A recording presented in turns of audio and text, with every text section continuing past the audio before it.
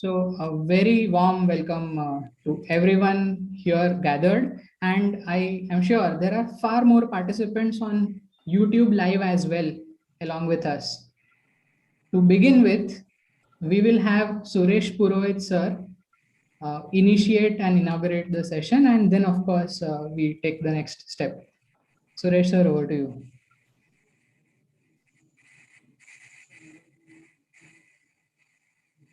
I see. I might need to give you the audio access. Yes. Thank you, Dhwani. We can see around 200 persons excited to listen to talk, get set, go, and many more persons in different social media and virtual platform. It's a wonderful in a way beginning and in a way end of 7 days Yuvathon. We started last week and we had various events just to celebrate the seventh year completion of Yuvalay. Yuvalay started its journey in 2014 and today we are completing its 7th year and beginning 8th year. So we organize various events like Yuva Talkies, then Yuva Speaks, Yuva Tech, Yuva Leads, Yuva Bees, Yuva Reads, where book review was presented, then Yuva Writes, and few more things will be carried out today. It's a wonderful gathering and wonderful start of the day, having Pankaj Singh for this as a special keynote speaker. I welcome you all and over to them. Thank you. Thanks a lot to open the event for us, Suresh sir. We always begin with a short prayer here at Yuvalay, which I would like to initiate for the next few seconds.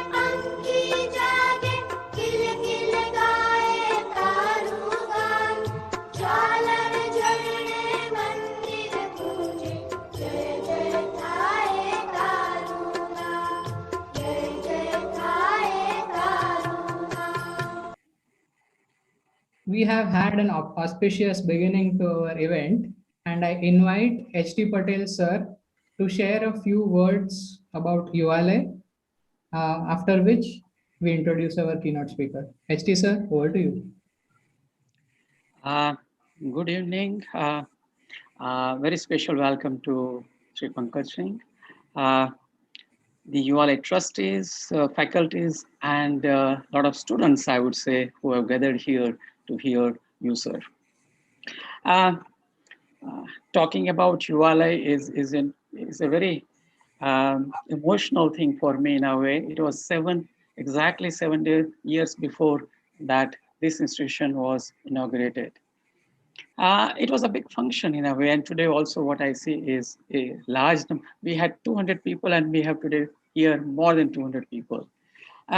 The institution has been started with a very clear aim of transforming youth to be winners in their personal and professional life. We have been conducting the personality development sessions. We have a seminar hall, and in these 7 years, we have conducted very close to 850 sessions. More than 200 topics. We have core faculty of more than, I would say, 20, and overall more than 100 speakers would have spoken. We conduct sessions not only in Yuvalay Seminar Hall, but we also go to the colleges and school at times. And of course, right now, for last 16 months, we have been conducting session online. Um, we have been celebrating the our foundation day, or during those period we definitely do very special programs like this year 7 days of programs, and today a very special keynote speaker. uh, to talk about a couple of them, we have conducted the twice a town hall programs with the halls overflowing. uh, we have on the fourth, when we finished 4 year, we had 40 programs on a single day, and we touched 4,000 students. So we keep on doing this kind of programs on the foundation day or around the foundation day.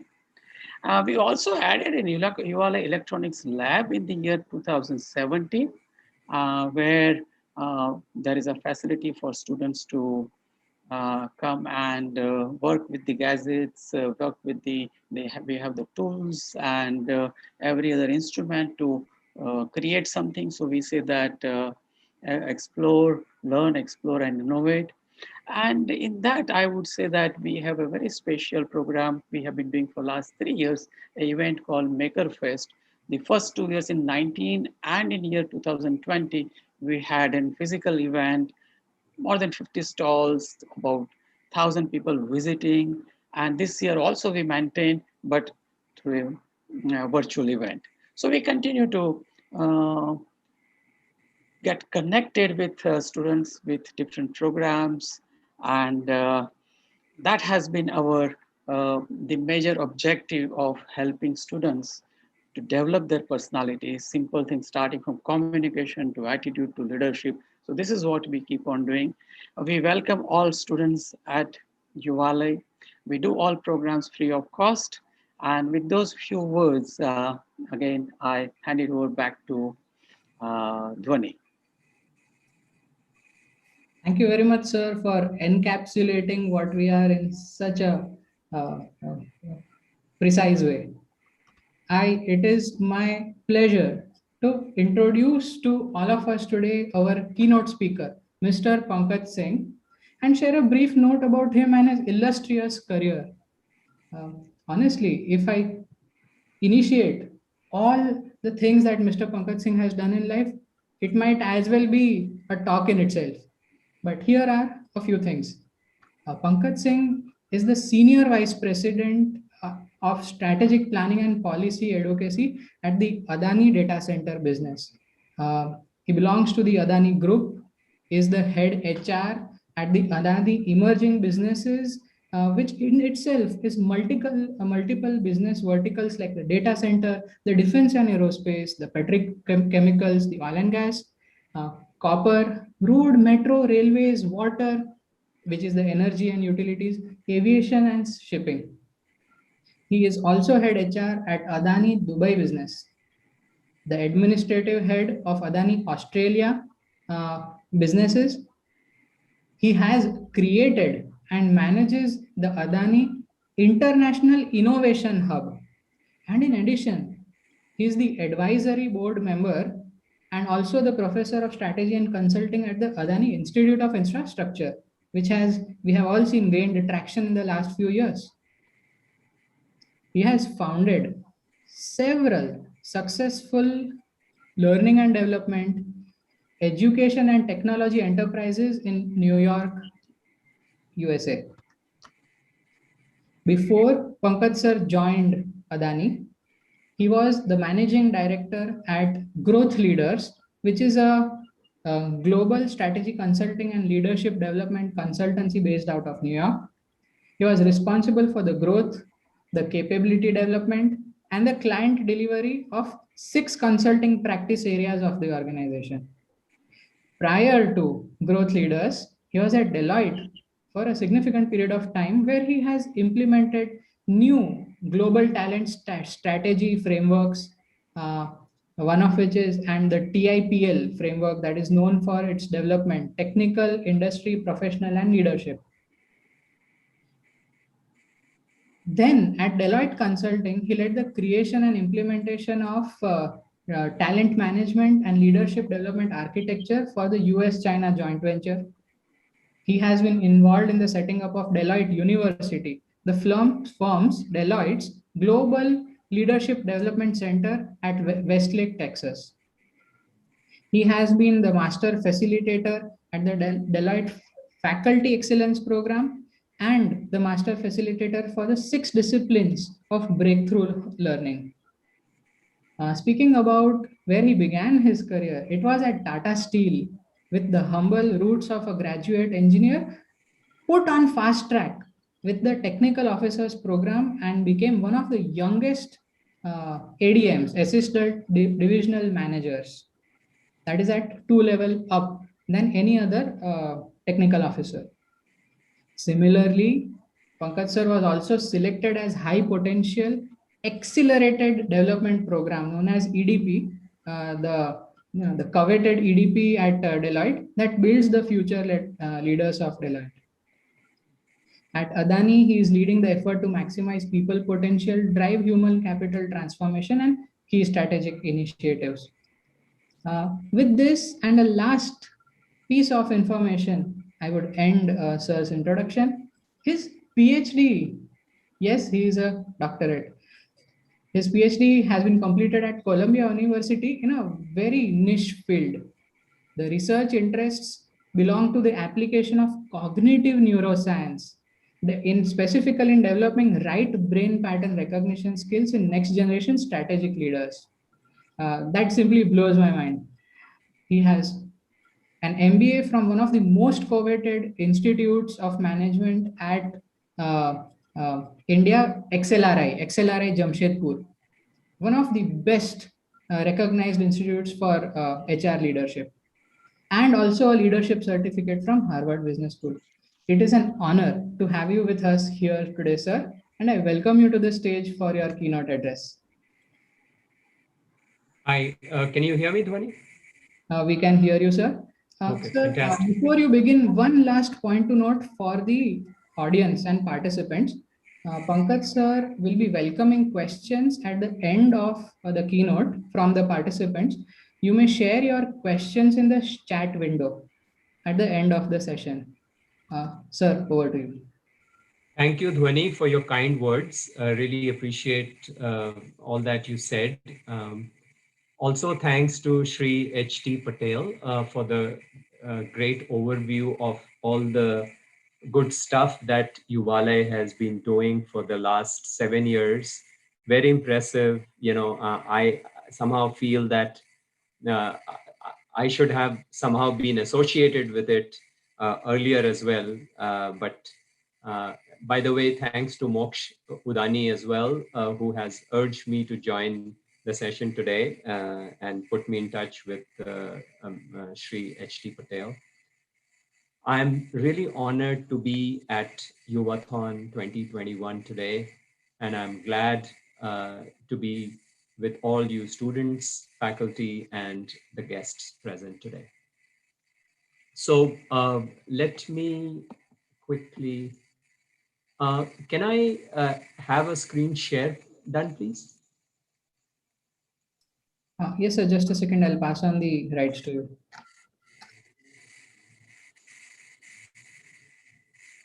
So what we're going to talk today is about the future of work, right? Okay, let me put my presentation as well.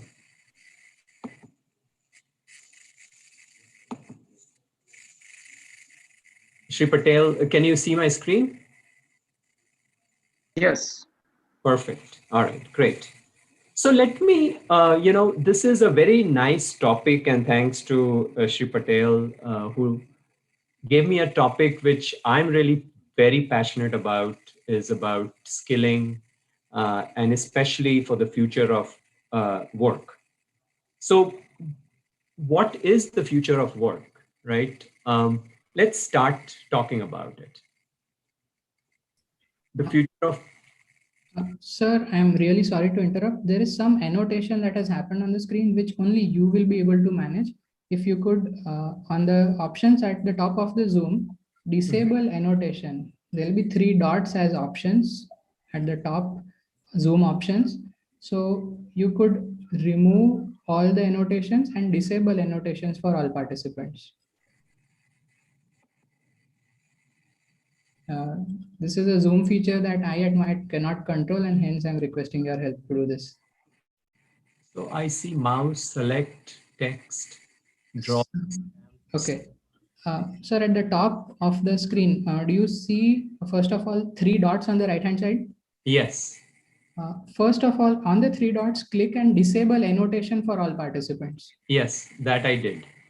Then, again at the top of the screen, there is an annotate option. Uh-huh. Once the annotate option opens up, you'll see an option to erase everything. Erase. Anyway, it's not erasing, but that's fine. I mean, once I move on, I think no one will be able to annotate anymore. So that's okay. So even though we are talking about the future of work, it has roots in the past.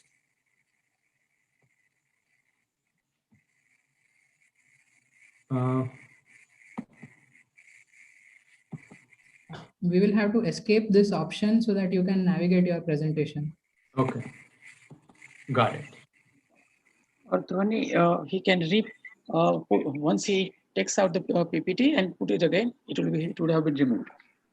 Okay. Yeah, I think, yeah, put it again, and this would be removed. Thank you, HT sir.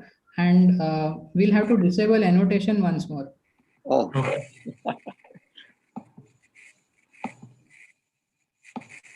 It is disabled, I think.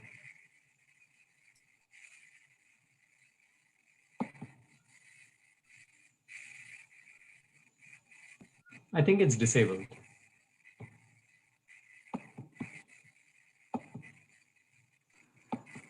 We can see the presentation, except that now maybe full screen. That's it. Thank you.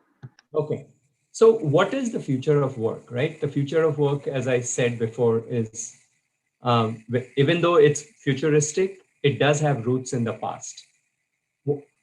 So what I mean by that is it is transformation of tasks or the changes in the tasks one does from what they did earlier in the past versus what they will do in the future, right?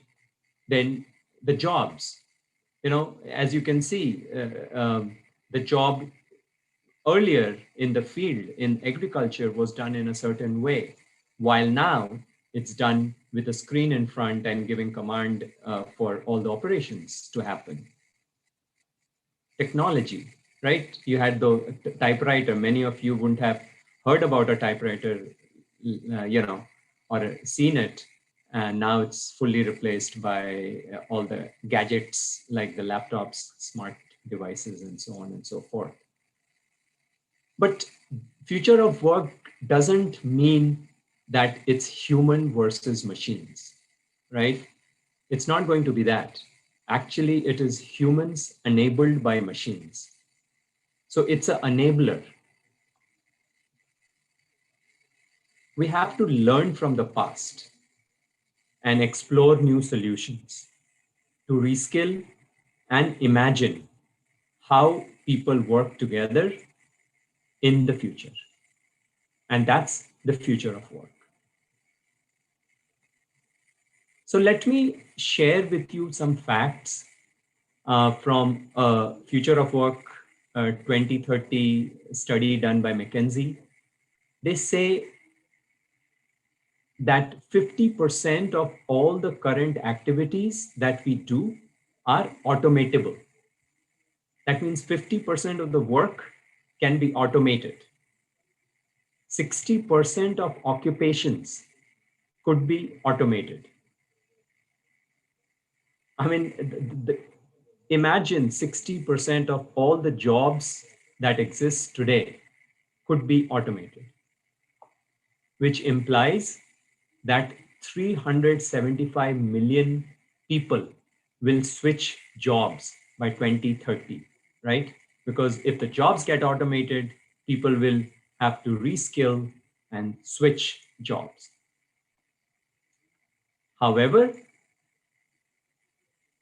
the automation, the robotics, the artificial intelligence will lift productivity and economic growth for the organizations, for the country, and globally as well.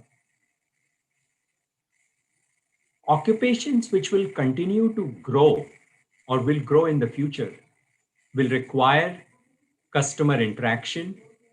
There'll be professionals like the architects, the doctors, engineers, healthcare professionals, builders, managers, educators, technologists, and many new ones, which we don't even know as of now, or we cannot even envision them as of now. Occupations that will decline will involve jobs which are which have predictable physical attributes, which involves collecting and processing data. So those jobs are ripe for automation and disruption, and they will lend itself to change, and people working in those areas will have to upgrade. And that is why upgrading skills will be critical. As they say, technology moves very fast, and every 2 to 3 years, if it changes, you will have to keep upgrading yourself. Learning is going to be continuous. Learning is not static anymore, that you finish with a college degree and you're done with your education for life. That's changing rapidly already and will continue to change at a bigger and a higher scale going forward. So let me define some of the key foundational skills for the future, right? Some of the work will be specialized. However, the talent market will look more automated, will be more digital, more dynamic, and people who will benefit will have foundational skill with these three elements in it. The occupations, if they're working in these occupations, that add value beyond what can be done by automated systems and intelligent machines. What does that mean? As I said earlier, that if 60% of all the jobs and occupations are going to get automated, if you have to remain relevant and succeed in the future of work, you should be adding value beyond those automated systems and intelligent machines, because that the machines are going to do very well. These new occupations will be operating in digital environment.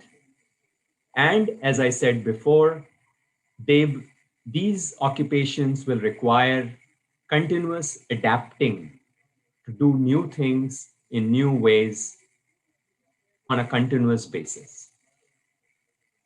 So that's, the definition of the foundational skills that is required for the future of work occupations.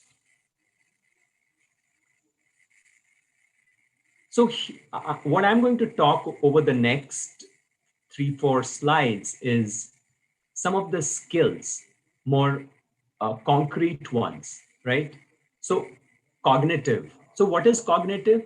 That happens at your thinking, where you use your gray matter, where you use your brain, right? Which is what is going to differentiate you from the machines. Even though machines are fast learning as well, but this is one area where humans have higher capacity right now.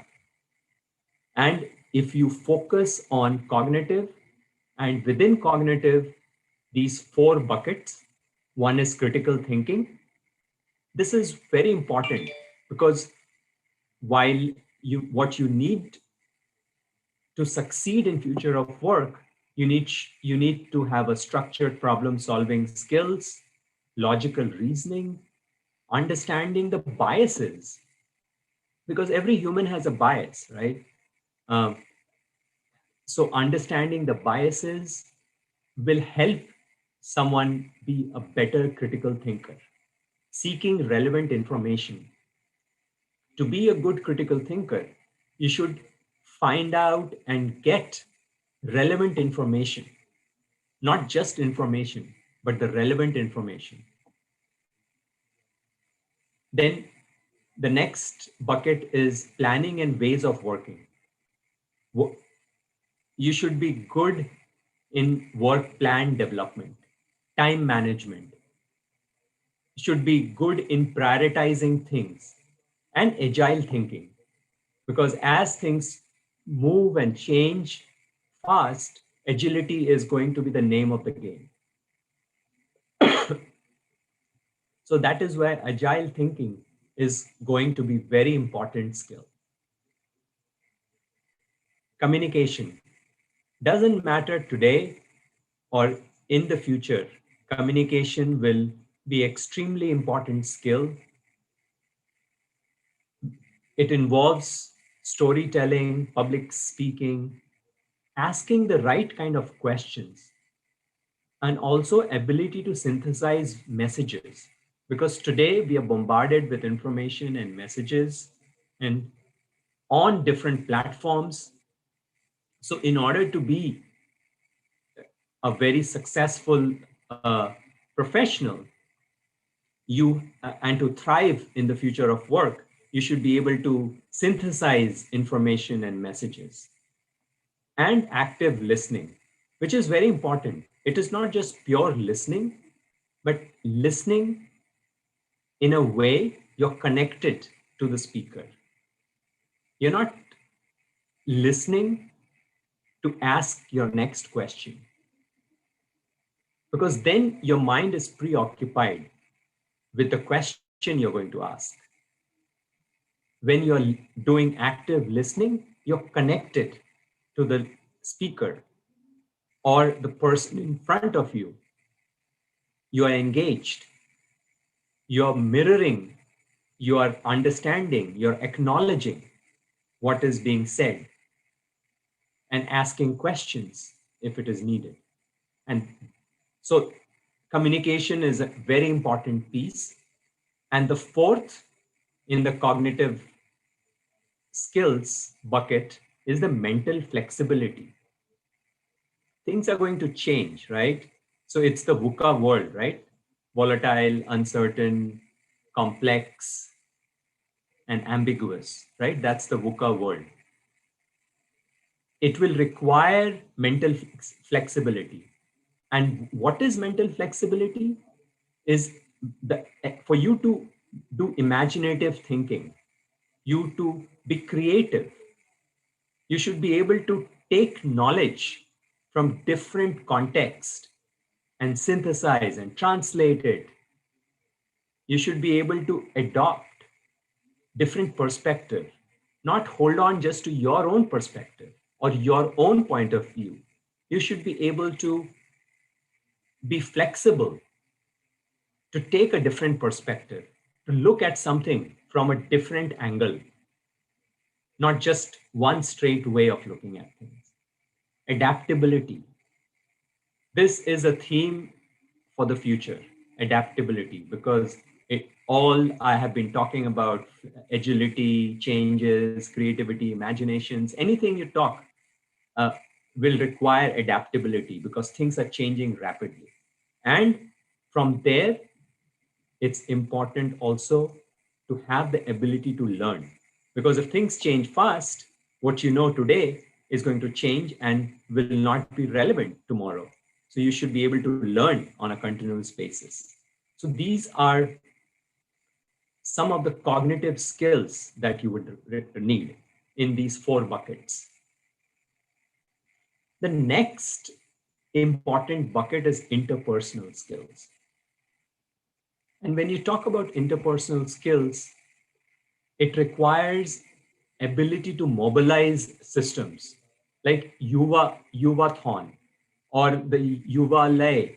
What it is doing is mobilizing, creating a lot of many of you who are part of Yuvalay or Yuvathon are either role modeling someone or becoming role models for someone. Having good win-win negotiation skills.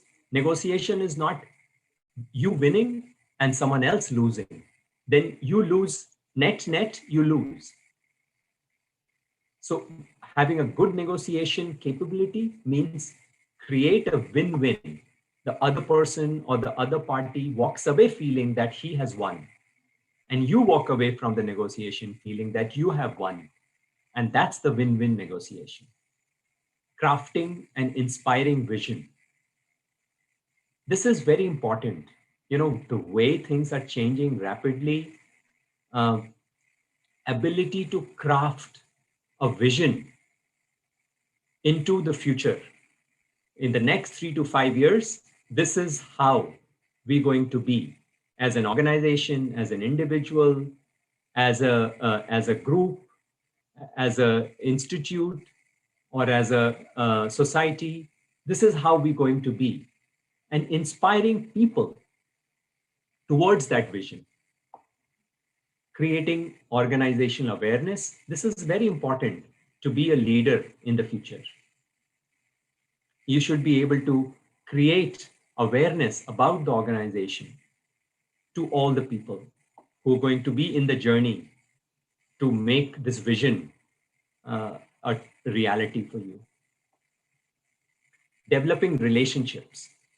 These are four important, extremely important things, because without empathy, you cannot relate to the person. And if that doesn't happen, you will not be able to inspire trust in the person.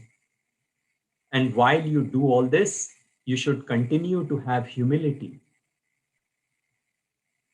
sociability. You shouldn't be,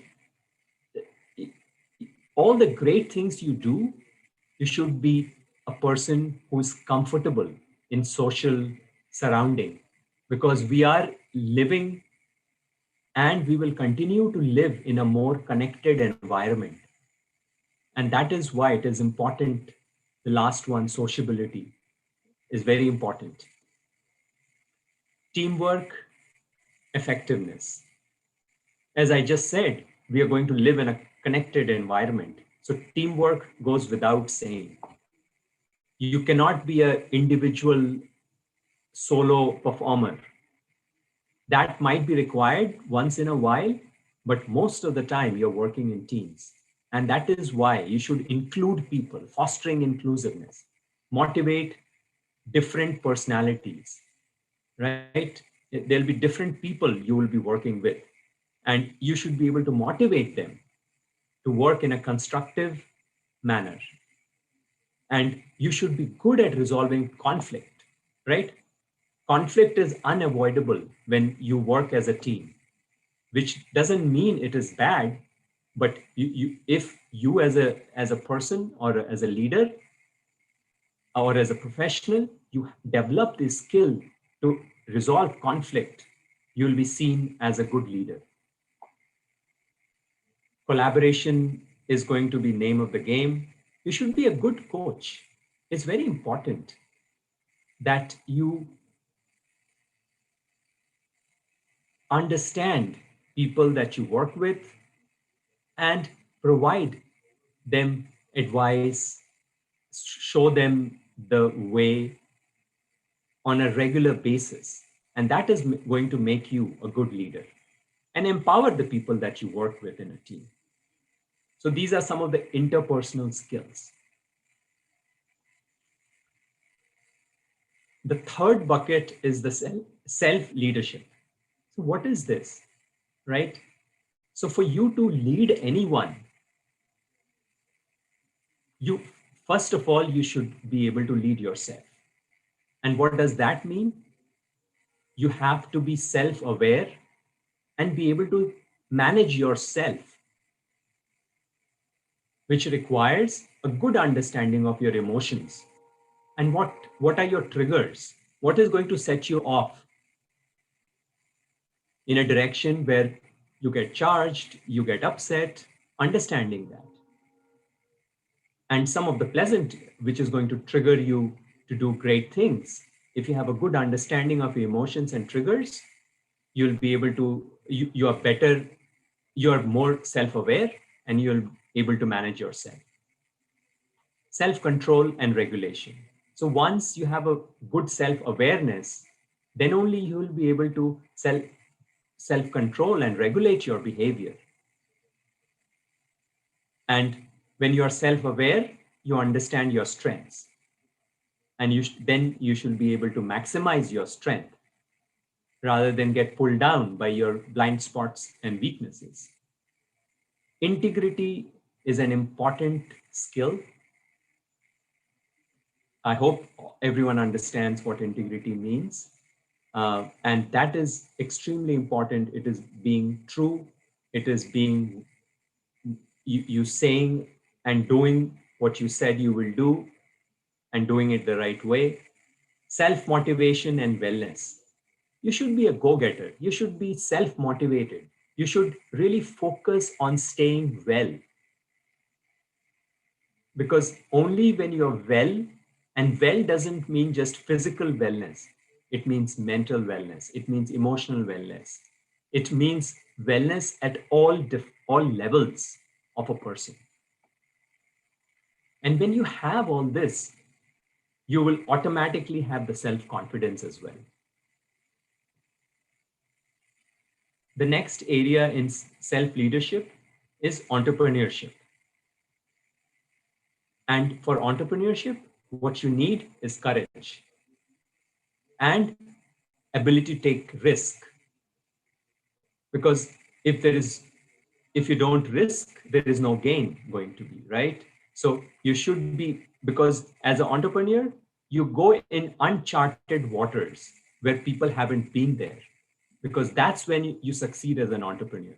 And when you are going to go there, there'll be some degree of risk involved, and you should be able to plan and manage that. You should be able to drive change and innovation, because that's what entrepreneurship is actually. You innovate, you come up with great ideas, you bring about a change and do something different, which has not been done before. One other set of skill is the energy, the passion, and the optimism. And be able to break orthodox thought processes. So you challenge the status quo. If this is what it is and people say that this is what it is going to be, you should be able to challenge it. You should be able to break it with your innovation and drive and courage, and take that risk to do that. Goals achievement is a very important third area under leadership skills, self-leadership skills. For you to achieve a goal, you should own it and be decisive enough that you're going to go after it and achieve it. And then the next one is achievement orientation, that you should be driven towards your goal. You should own it, you should decide to go after it and go after it and achieve it with an achievement orientation, with grit and persistence. Persistence is a very common word, but if you put grit with it, it lends a different angle to it. It is more about resilience as well.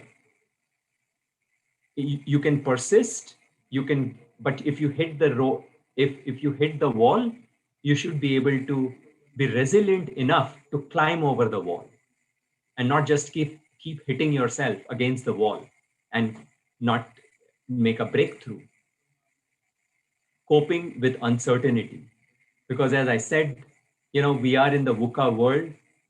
The U stands for uncertainty. You should be able to be very comfortably manage uncertainty and focus on self-development. So you see there is a theme, agile learning, continuous learning, self-development happening in the future of work skills. And the fourth area of the skills is digital. In the future of work, you have to be digitally fluent. You have to be a digital citizen. You may be Indian citizen, you may be American citizen, whatever you are, you also have to have this dual citizenship, which is the digital citizenship, which means you have to be digitally literate. You should be able to collaborate digitally. You should be able to learn digitally, and you should follow some ethics, which is required to operate in a digital world. The next one is software use and development. This is very important. It is not about just learning the software and just using it, but you even if you are not a software programmer, if you have a literacy, if you have some understanding about the programming, because at the back end of all the cool work that is happening in the future of work, there'll be some degree of programming, there'll be some degree of software development, which will be there. And if you have the literacy, you'll have a better understanding in your occupation, which may not be specifically software development or a programming. So that's why programming literacy is important, not programmer. So the next one is data analysis and statistics. This is very important. Data analysis, because we are inundated with data from all sides today. And we should be very good in able to take data, collect data, analyze data, and draw insights and draw meaningful information from it. And the third one is computational thinking and algorithmic thinking. So you should think like in a logical manner, in a way where you should be able to compute things at a mental level, how the algorithms work. Understanding digital systems. So data literacy, smart systems, cybersecurity is very important, and technology enablement. Okay, so these are the four key foundational areas with some of the skills, which all adds up to 56 foundational skills to thrive in the future of work. So what we talked about is cognitive. So there are all these skills under cognitive. Then we talked about interpersonal. These skills, very crucial for the future of work. Then we talked about leadership skills. Again, extremely important to be a leader. If you have to lead someone else, to be a self-leader, and digital. So once we have looked at the four buckets of future of work skills, let me quickly, so what McKinsey, which is a global consulting firm, they did, they spoke to over 20,000 people, professionals across the globe, and they surveyed them and checked on some of the skills which I talked about under all the four buckets. And they found that worldwide cognitive skills are at 58%, and areas where people, good leaders, thrive are areas where critical thinking and mental flexibility is high, and areas where development is needed is in communication and planning ways of working. So for the interpersonal skills, where people thrive are developing relationships and mobilizing systems and teamwork effectiveness.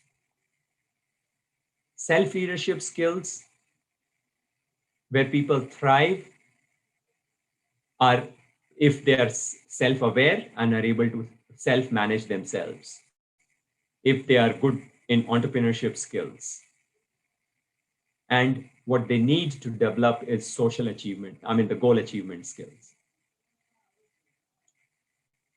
Then the digital skills,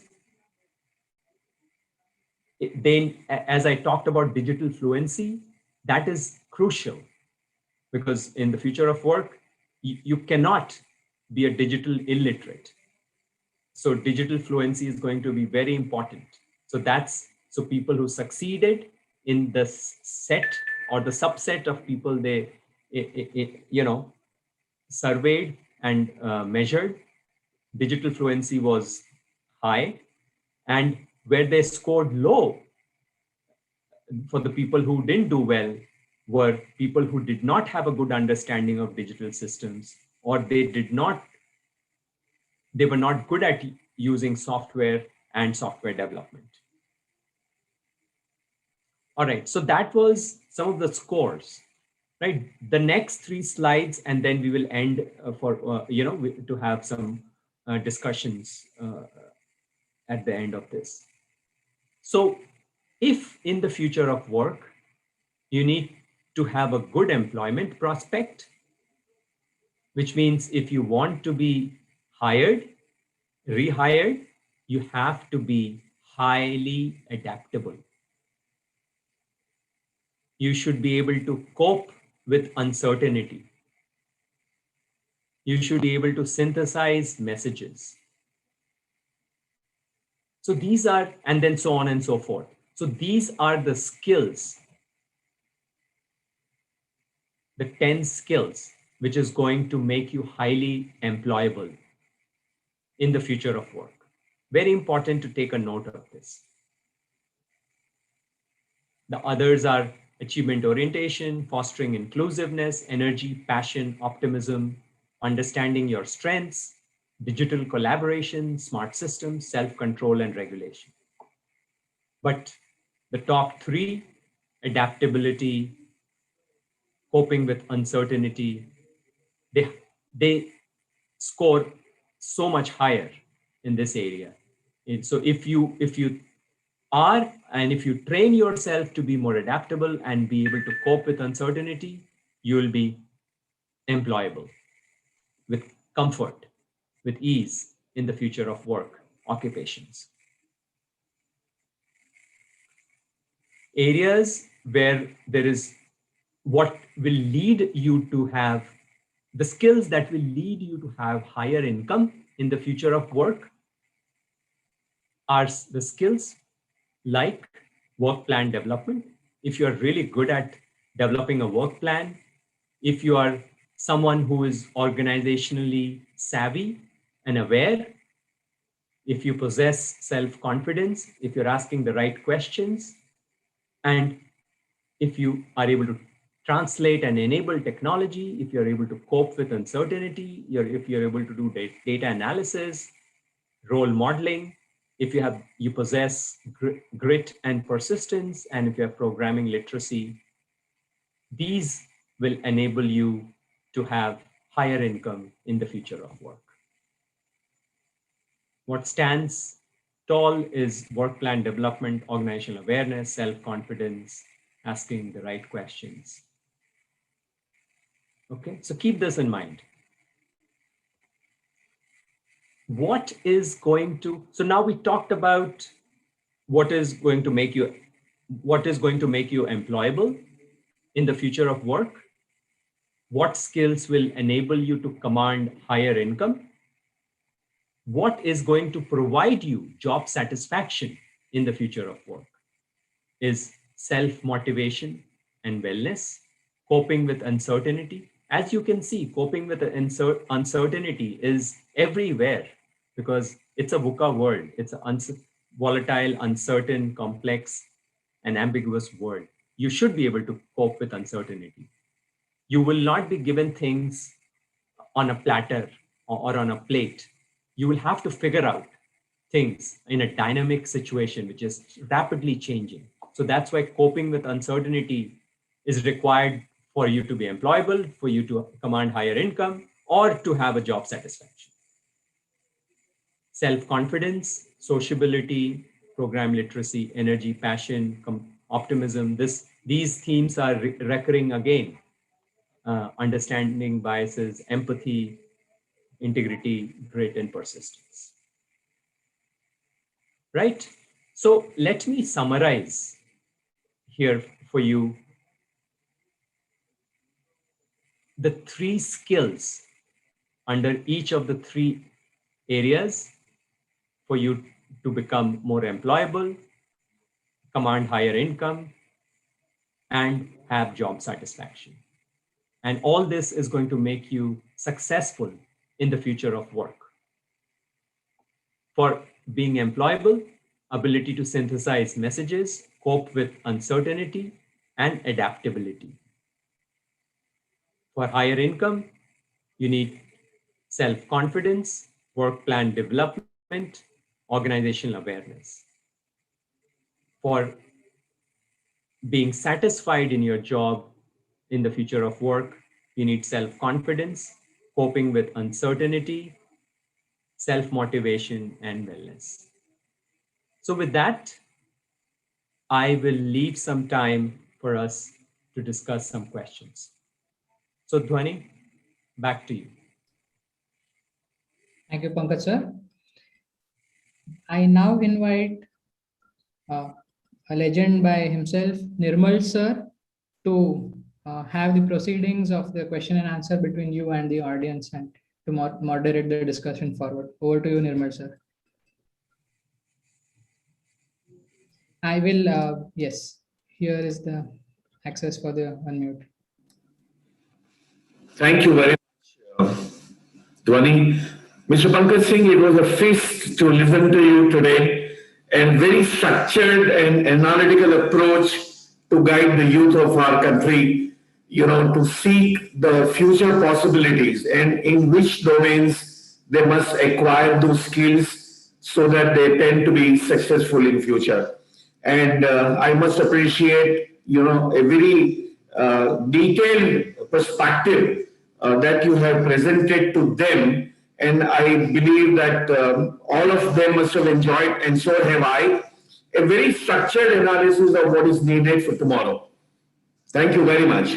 Can we begin with the questions? There seem to be plenty of them coming in. Very pertinent question from Shivani Mathur, and I think this is a very apt question because you are a person of people, as your biodata says, leadership development, people management, people development, and all that. So Shivani is asking you, what is the future of artificial intelligence in HR specifically? Interesting, very interesting. So, as there has been a lot of discussion about HR, there is a famous Shivani, if she's interested in HR, and I'm, other people as well. The very famous person by the name Professor Ram Charan, who is a global authority in HR. He is like, we are very, he's very familiar to me and our organization, and he comes here very often. He was here for 3 months with us. And he at one point had said, HR is not the responsibility of HR alone. So what basically he means by that HR is the responsibility of the CEO of the company as well. So that means that it is very important. So that means that you need to make investment in it, which means that you need to invest in technology. And today, one of the biggest enabler is artificial intelligence. There is a big role artificial intelligence can play in HR, whether it's talent recruitment, whether it's talent management, whether it's talent development. Throughout the employee life cycle, artificial intelligence can play a phenomenal role. Recruiting the right kind of skills, you can build an system which learns by itself to go. And there are some of these are already there. Self-learning artificial intelligence systems, which refines with more data being fed into it. The more hiring you do, it learns what kind of skills that you're looking for and matches it to the right kind of profiles which is out there, and you improve your talent acquisition process. Similarly, talent management. I'm just talking about the three big buckets in HR, or whether the talent development. What are the key skills? As I talked about 56 foundational skills, right? Which ones is important and relevant to my organization, to my company, to my community, and teach the program or teach the model that how to develop people on those kind of skills. And you can have AI enabled leadership development program. So these are some of the examples. Thank you. Thank you very much, Mr. Singh. I think it is not going to be possible for all of us to live without AI. Somewhere or the other, directly or indirectly, we will always be connected with AI. So the sooner we get to know the platform and the things that it can do for us, the better it is going to be for us to be successful in future. Very interesting question from Morris. And he says, sir, how much of these futuristic things, what he means is probably competencies and skills, how much of these futuristic skills would be practically impacting India? The fact that India runs more on blood than it runs on RAM. On Morris, you're alluding to physical work that we do. We are changing rapidly in India. The amount of innovation that is happening, amount of startups which is happening, and it is not just startups which is happening in high tech, areas. There is startups in agriculture. There is startups in dairy products. There is a startup which I was speaking to there in organic. There is and all that is using technology at the core. So technology, as I said in my initial few slides, is an enabler. Is not. It's whether it's, as you said, Morris, it's whether it's human or the machine. It's not that. For us, we have in India, we have already set ourselves on a journey. And very quickly, there are startups mushrooming all around the country, not only Ahmedabads and Mumbai's of the world, but small tiers, second tier, third tier cities. And even at the village level, there are startups which is using technology to make not only agriculture, but various aspects of business and commerce and livelihood different.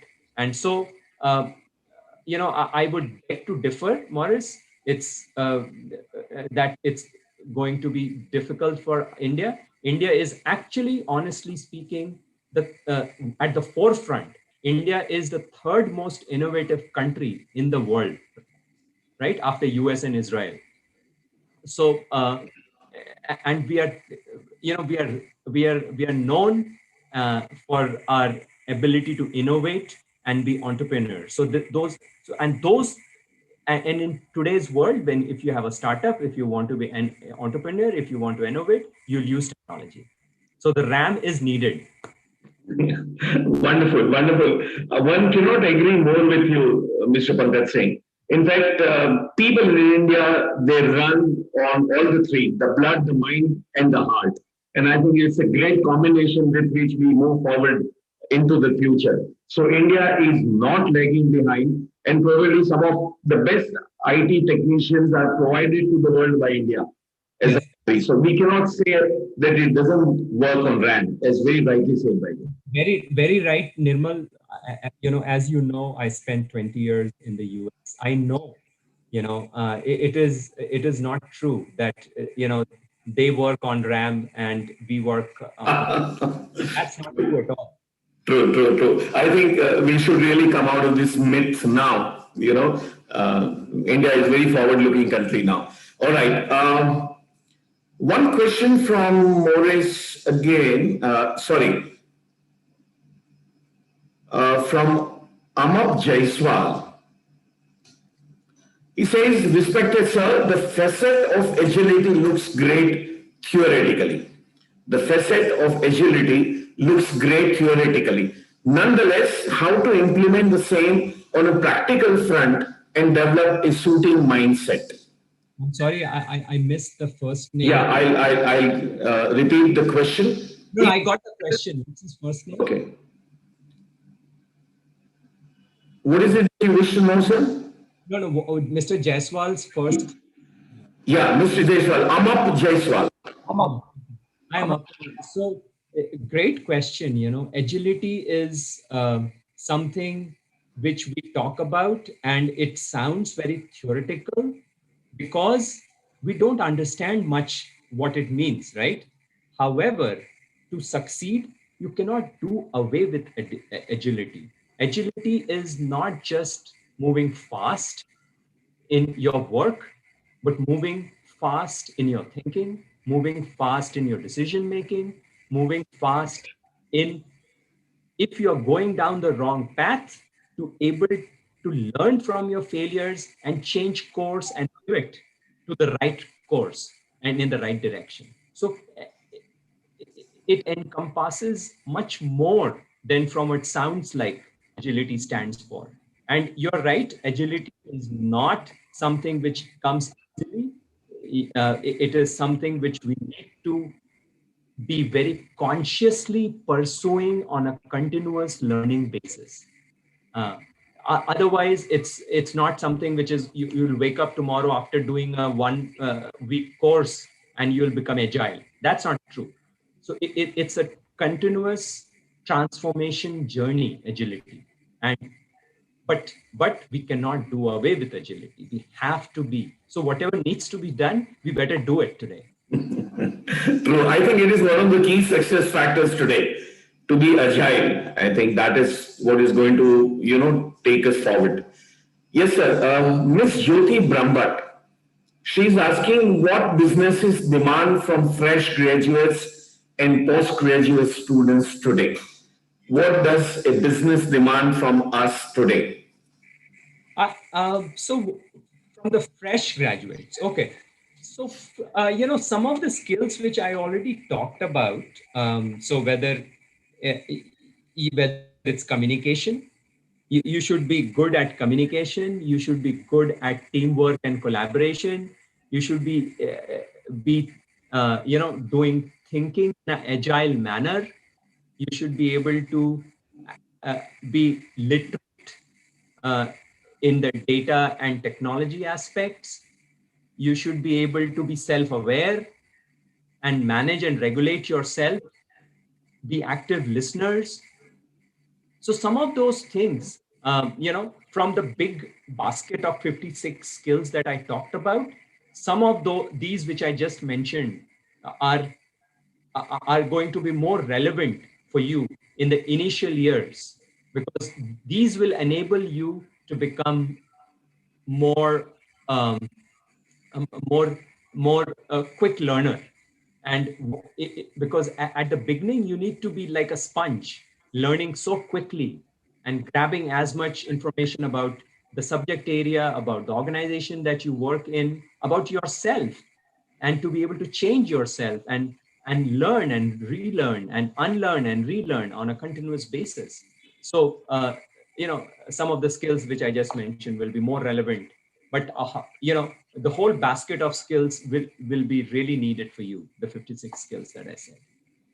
Thank you, Mr. Pankaj Singh. Sir, a very interesting kind of a question that we have. And I think it also expresses some apprehensions, that our student fraternity might be having in mind. Miss Meeta Mehta is asking, as we discussed that AI will overcome many jobs, so what will happen to the degrees that we have? Uh, that will be useless. That means the degrees will be useless. So, sir, how can we visualize the direction the world is going and how to develop an attitude to learn from everyone in best possible way to develop the skills we had discussed? So I think we will have to, deal with this apprehension probably that is expected from you. Yes, very relevant question. When there is a change, when there is a rapid, VUCA world, which is unfolding in front of us, there is going to be apprehension, and which is very, very relevant. However, if you possess some of the skills that we discussed earlier, it is going to help you tide over it, like coping with uncertainty, right? So that is something you have to develop, because as you saw, that was a theme for job satisfaction, that was a theme for higher income, that was a theme to make you employable, right? So coping with uncertainty, agility, all that we talked, right? Without which there is going to be some degree of apprehension. However, we have to shed this mindset that the degree that we earn today, which suppose if I earned a degree 25 years back, it is going to be relevant lifelong for me. That is not true at all. My degree is great. Your degree will be super, but you will have to continuously learn. You cannot say, if I have a degree, I can put it on the wall and that's it. I'm the master, I'm the expert. That's not going to, that world has changed. You cannot go back to that world anymore. That thinking is not relevant anymore. You will go to so many doctors' office, they will have these fabulous, degrees being displayed, and which is relevant, for someone to new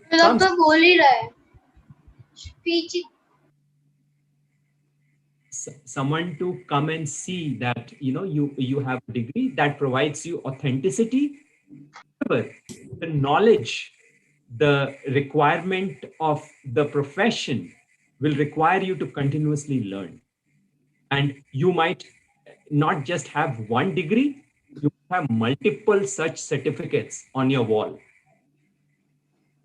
Earlier, our fathers and mothers, if they had one degree, that saw them through their job life. But now you will have to have multiple certificates on your wall. Wonderful, wonderful. Somebody had beautifully said, Mr. Singh, if you are educated today and do not learn tomorrow, you will be uneducated day after. Absolutely. I think one message that comes from you very subtly is that we will have to learn how to learn. We will have to learn how to learn and keep learning. I think that's a wonderful thing that you have said.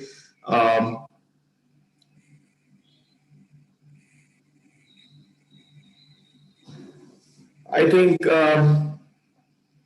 somebody is asking about the movie in which Shah Rukh Khan played a role.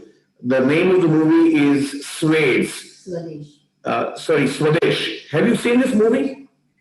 I might have seen it, but what is the relevance? No, because the question refers to that movie, so I thought I might as well ask you first if you have watched that movie. Unfortunately, I'm not very good at remembering. I'll explain the question to you. Then you'll probably recall it if you wish to respond to it.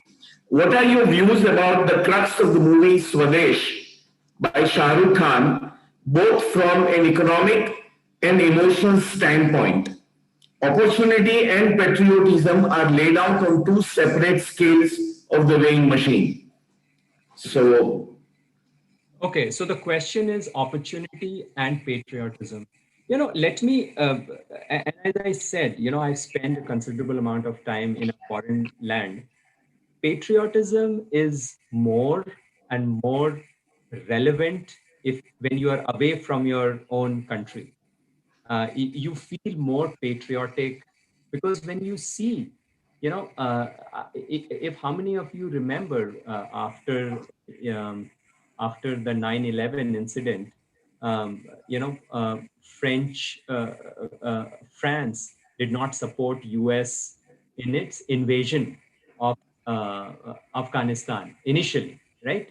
And so the American population got so mad about that, French people, and France was the biggest ally after England, I would say, for America in everything that America does, right? The NATO and all that stuff. But so what they did is Americans got so mad that they renamed French fries as American fries. all right. So patriotism is something which you experience at a more at a more subconscious level. You cannot put away patriotism uh, and just think that you're innovating. In fact, I see patriotism as a fuel for innovation. Look at Make in India, Atmanirbhar. All this is fueling innovation. So I think they go hand in hand. If you just go by the word patriotism, it might sound selfish that you just think about your own country, but it's not true because you're leveraging patriotism to fuel innovation, and which I totally believe we should be doing very openly without any shame. And so if for me, it's the same side of the coin, uh, not the opposite. Wonderful, wonderful. Last question, sir. We are running out of time. So, one last question that comes from the YouTube. One, Mr. Shivam Dhyani is asking, the technology is accelerating very fast today. How can the student cope up with this acceleration to survive in the technological market of tomorrow? So that is a very relevant question, because if you're not learning or adapting or flexible to new technologies, it, one becomes irrelevant, because technology is not only going to change, it is going to change the work you do, the way you live, the way right from the time you wake up to the time you go to sleep. In fact, it's going to monitor you when you sleep even. So technology is, you cannot just do away with technology anymore. It is part of your life. So the more we embrace it, the better it is for us. Better it is for us as an individual. And once we as an individual have embraced it and come to terms with the technology, it is going to make us more self-aware. It's going to make us able to manage ourselves better. And in the emotional intelligence cycle, that's the minimum that you need to do. That's the basic thing you have to do. Self-manage, being self-aware, self-manage. Only once you do that, then you're able to understand other people. When you understand other people, then you're able to manage other people.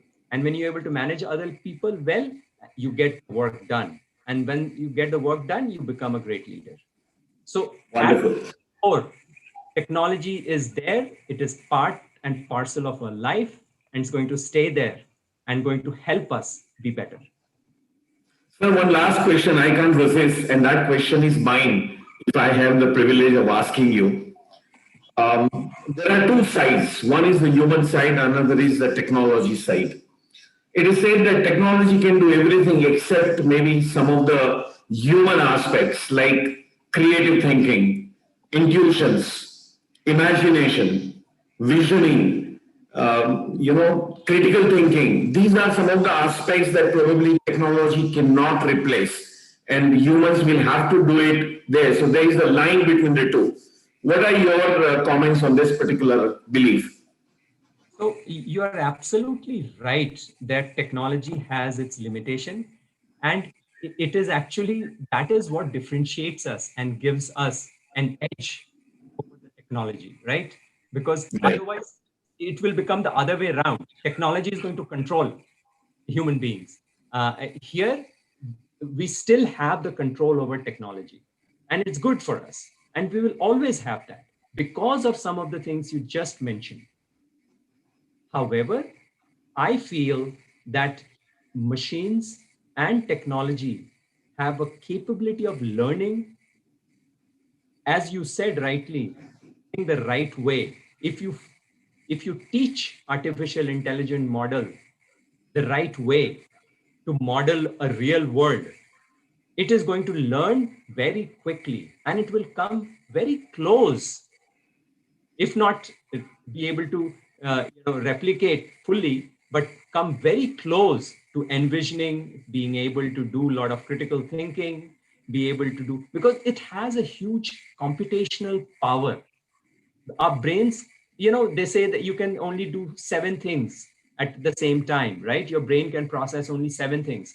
A computer can do 100 things, right? So that computational edge is going to make them a better critical thinker, you know, from that particular lens. However, critical thinking is not just about computational power. There are many other aspects, creativity and all that stuff, right? Which we will continue to have the edge. And I totally agree that we will always have the edge because that is what makes us human, which is above any machines. Wonderful, wonderful, Pankajji. A very subtle message that comes from your response. Let us control technology rather than being controlled by technology. I think that is an underlying, message that you gave. It is wonderful to have listened to you. Thank you so much for all the clarity that you have provided to the students and enlightened us. Thank you so much. And with these words, I hand over the floor back to Dhwani Patel. Thank you. Thank you, Nirmal sir. Thank you, Pankaj sir. Imagining the wealth of knowledge that was just generated in the back and forth exchange between the two of you and the keynote, going on to YouTube as a permanent record proves the importance of technology. I hand over the stage to Moksh Udani for the vote of thanks. Moksh, over to you.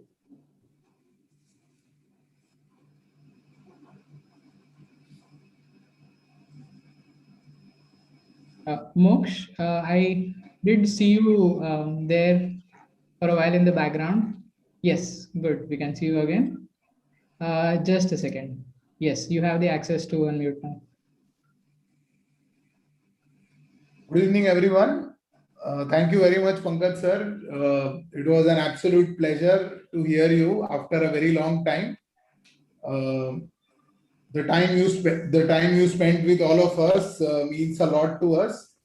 The message will always leave with all the students for all the lessons shared on cognitive, interpersonal, self-leadership and digital skills, which will be required by all of us as the time progresses. Your journey and your presence itself is an inspiration to all of us who want to make a career, who want to make an eventful career in their lives. And your confidence on India as well as on the people of India, I'm sure will inspire all of us to walk that extra mile and take this forward. So thank you very much, sir, and we look forward to a continuous association with Yuvalay post Yuvathon also. Thank you very much, all the students, faculty members, industry members who are present during the talk for your time. I am sure you would have enjoyed and learned during the process. Thank you, HT Patel sir, for creating this platform Yuvalay, and Dhwani for being a wonderful host. No thanks to Nirmal uncle for the Q&A, but as Dhwani said, that the Q&A session itself was a wonderful learning session. So thank you very much once again, and congratulations on Yuvalay for completing 7 skillful years. Thank you once again. Fantastic. Bye, everyone. Thank you very much, sir. Once again, from my side also. Look forward to definitely have you more often. We'll connect with you. Thank you. Absolutely. It was a pleasure being here. Thank you, Mr. Patel, Moksh, Dhwani, Mr. Nirmal Parikh. Wonderful being with all of you. I thoroughly enjoyed an invigorating set of questions, and I think many of the discussions we can take it forward in the future as well. Thank you. Thank you very much. Thank you, sir.